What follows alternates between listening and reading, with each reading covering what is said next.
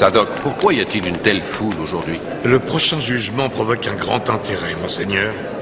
L'affaire a été portée devant le chef de la province de Gilead. Le vieux Ben Geber. Les faits sont simples, mais il est très difficile de se prononcer. Ton jugement est attendu avec impatience.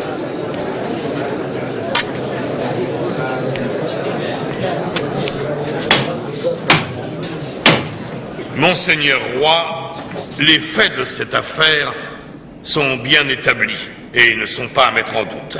Les deux femmes habitent une même maison aux alentours de Gilead, où elles exercent leur commerce de prostitution. Il y a à peu près 6 mois, l'une d'elles a mis au monde un enfant. Et peu de temps après, l'autre a fait de même. Pareillement, elles avaient enfanté des fils. Cette dispute a commencé quand l'enfant d'une de ces femmes est mort.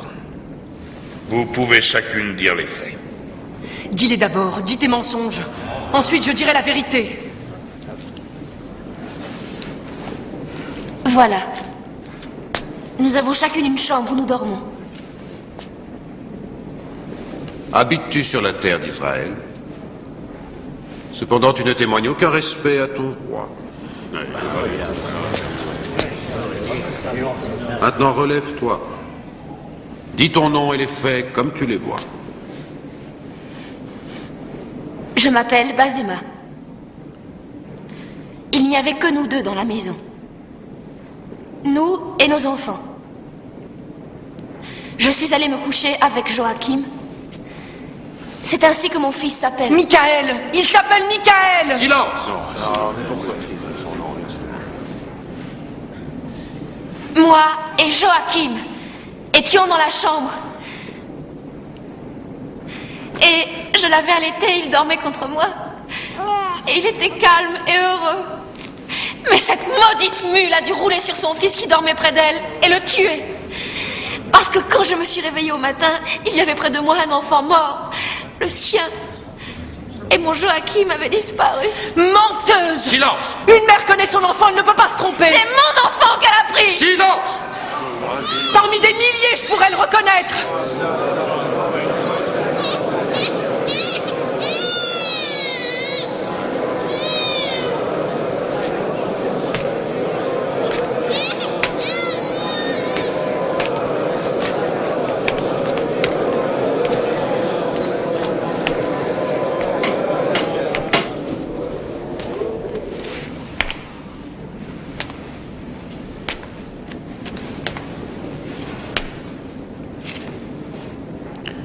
Quel est ton nom?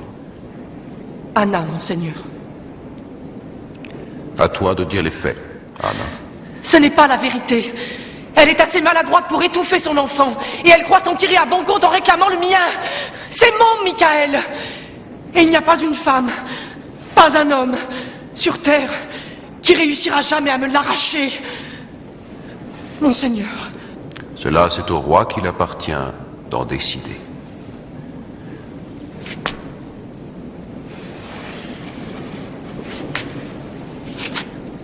Personne n'était avec elle dans la maison? Non, monseigneur.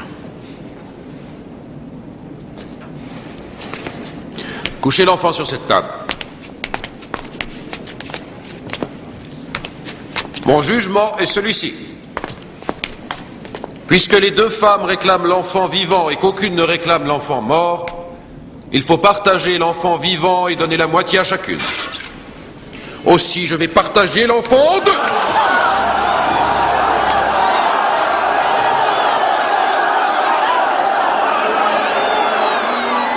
Épargne mon enfant.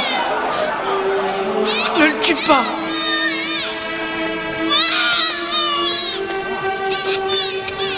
Qu'on lui donne l'enfant vivant.